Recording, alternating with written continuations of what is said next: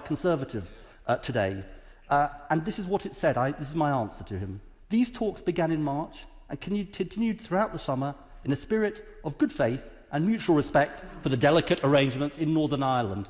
So that's what the Conservative-controlled Select Committee says about this issue. Now, Mr. Speaker, the Prime Minister has said many times he wants to bring unity to the country during his premiership. I therefore congratulate him on having in just one short year united his 5 predecessors. Unfortunately, their point of agreement is that he is trashing the reputation of this country and trashing the reputation of his office. And why are these 5 former Prime Ministers so united on this point? Because, Madam Deputy Speaker, they know our moral authority in the world comes from our commitment to the rule of law and keeping our word. We rightly condemn China when it rides roughshod over the treaties dictating the future of Hong Kong. We say they signed them in good faith. We say they are going back on their word. We say, Madam Deputy Speaker, they can't be trusted. And his defence? Don't worry, I can't be trusted either. And what will they say to us from now on? What will they throw back at us? That we too don't keep to international law. I give way to the Honourable Lady. I thank the honourable member. Did the party opposite keep their word to the British voters? Well, actually, yes, we do, and I'll tell her why. Because we respect the fact that the Conservative Party, under this Prime Minister, won the election. He got his mandate to deliver his Brexit deal. The thing he said was, and I'm sure she recalls it, it was probably on her leaflets, oven ready. It's not me that's coming along and saying it's half-baked, it's him. He's coming along and saying, the deal I signed, the deal I agreed, actually, and I'll get to this in my speech, actually, it is, what's the word? Ambiguous, problematic. I wonder whether he actually read the deal in the first place. Yes, I'll give way to my honourable friend. I thank my right honourable friend for giving way, and he's making an extremely good speech. But could he perhaps tell the House who on earth might have signed this terrible deal with so many ambiguities less than 9 months ago?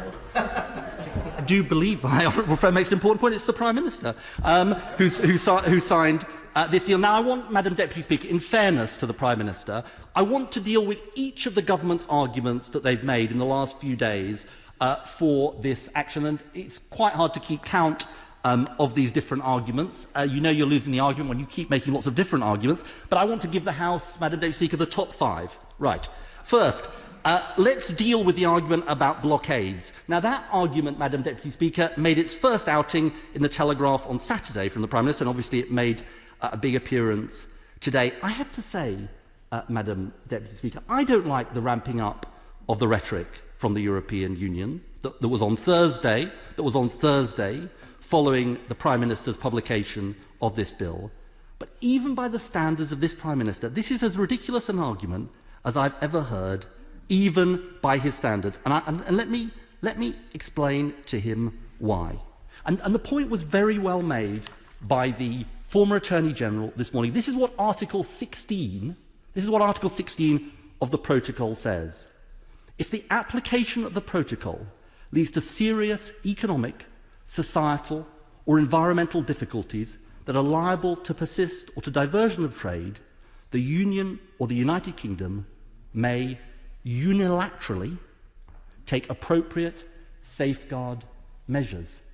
In other words, let us just say that this threat somehow materialised. And by the way, I believe it's DEFRA officials who have to implement this threat, making it even more absurd that it would happen. Let's just say this threat materialised. It's not overturning the protocol that is the right thing to do, Madam Deputy Speaker. It's upholding the protocol because of Article 16. And don't take my word for it, Madam Deputy Speaker. Take the word of the former Attorney General, who definitely read the protocol and who wrote this morning, and I quote, "There are clear and lawful responses available to Her Majesty's government." And then, and the Prime Minister tried to slip this in, I don't know whether the House noticed, there is an irony here, which is that, as if this wasn't enough, this bill does precisely nothing to address the issue of the transport of food from Great Britain to Northern Ireland. It is about two issues where they're going to override international law. It's about exit declarations, Northern Ireland to GB, and the definition of state aid relating to Northern Ireland. Now, if the Prime Minister wants to tell us that there's another part of this bill that I haven't noticed that will deal with this supposed threat of the blockade, I'll give way to him. I'll very happily give way to him and tell me, he can tell us. I'm sure he's read it. I'm sure he knows it. I'm sure he knows it in detail because he's a details man. Come on, tell us what clause protects the threat that he says he's worried about GB to Northern Ireland exports. I give way to him. Well, the right honourable gentleman can't give way unless he's asked to. There you have it. He didn't read the protocol. He hasn't read the bill. He doesn't know his stuff. Right. Let's deal with the second bogus argument. Second, he claimed on Wednesday it was necessary to protect the Good Friday Agreement. That's the first outing for this was on Wednesday at Prime Minister's questions. I have to say to him, I'd rather trust the authors of the Good Friday Agreement than the Prime Minister, who has prominent members of the government who opposed the agreement at the time. But this is what John Major and Tony Blair wrote. The bill, they don't like John Major, I know. The bill puts the Good Friday the bill puts the Good Friday Agreement at risk because this is very serious, because it negates the predictability, the political stability and legal clarity that are integral to the delicate balance between the north and south of Ireland that is at the core of the peace process. These are very important words from two former Prime Ministers both of whom helped win us peace in Northern Ireland. And he may not want to believe them, but he will, I hope, believe himself. Because this is what he said. This is what he said. Maybe not. Because this is what he said about the Northern Ireland Protocol, and I quote, "There are particular circumstances in Northern Ireland at the border that deserve particular respect and sensitivity. And that is what they have received in the deal. It's a great deal for Northern Ireland." I don't understand this, Madam Deputy Speaker. He signed the deal. It's his deal. It's the deal that he said would protect the people of Northern Ireland. And I have to say to him, this is not just legislative hooliganism on any issue. It is on the most sensitive issues of all.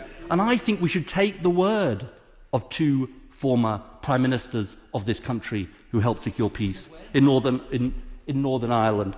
I will give them. The shadow spokesman for giving way. Before he lectures the Prime Minister about reading documentation and he starts lecturing us about the Good Friday Agreement, does he recognise that, first of all, the Good Friday Agreement talks about the principle of consent, about changing the constitutional position of Northern Ireland, which this protocol does, and the Good Friday Agreement has within it a mechanism to safeguard the minorities in Northern Ireland through a cross-community vote, which again the protocol removed. So before he starts talking about the threats to the Good Friday Agreement, does he not recognise that the protocol was a threat to the Good Friday Agreement in the first place? The honourable gentleman didn't like the protocol at all. He'd rather have not had the protocol. He and I just have a disagreement on this issue.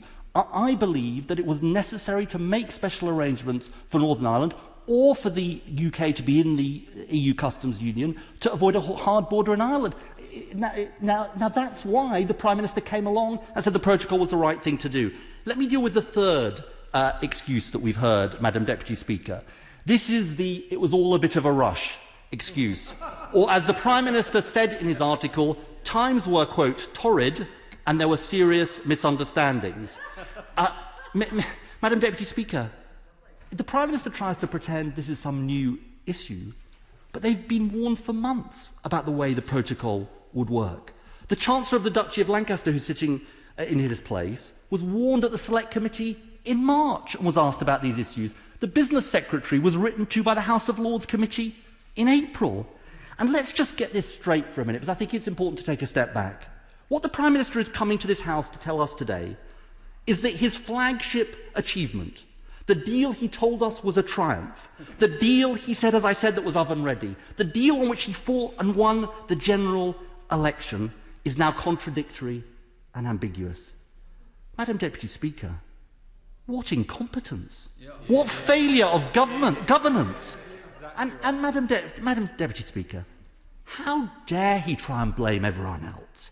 Can I say to the Prime Minister, this time he can't blame the Right Honourable Member for Maidenhead, he can't blame John Major, he can't blame the judges, he can't blame the civil servants, he can't sack the Cabinet Secretary again. There's only one person responsible for it, and that's him.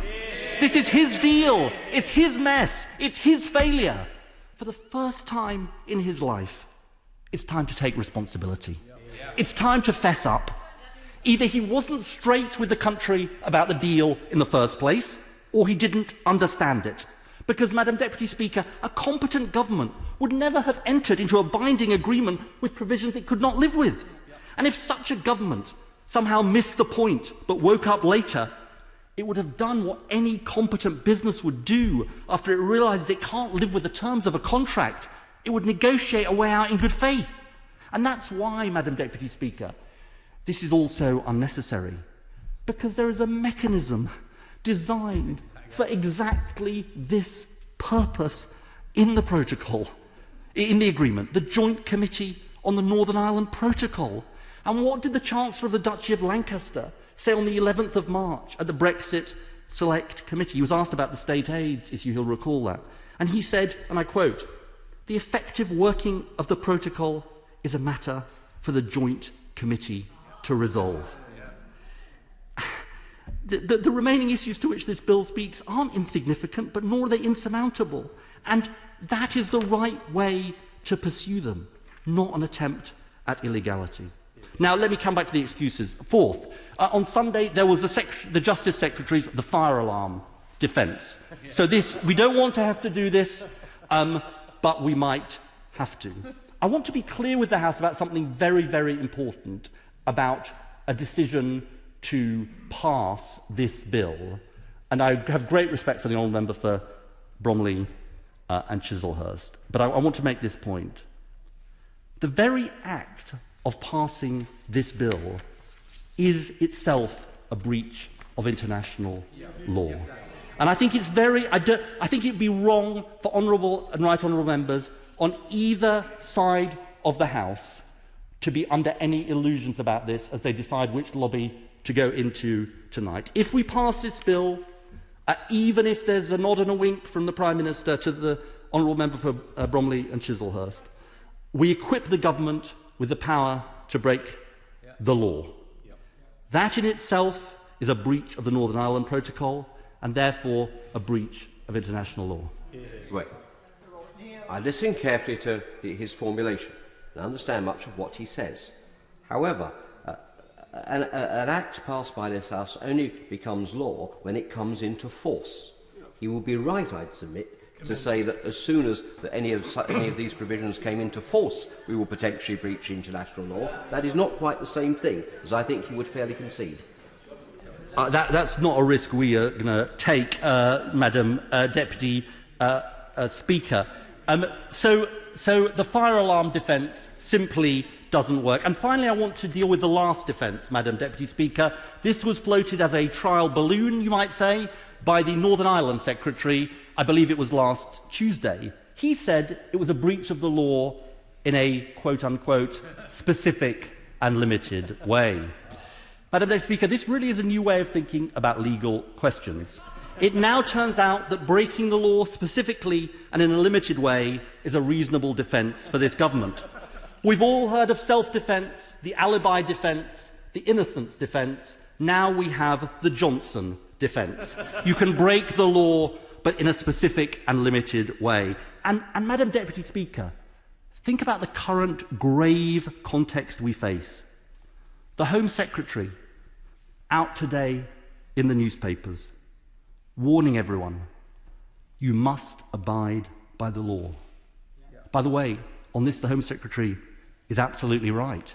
And she says this, I know that as part of our national effort, the law-abiding majority will stick to these new rules, but there will be a small minority who do not.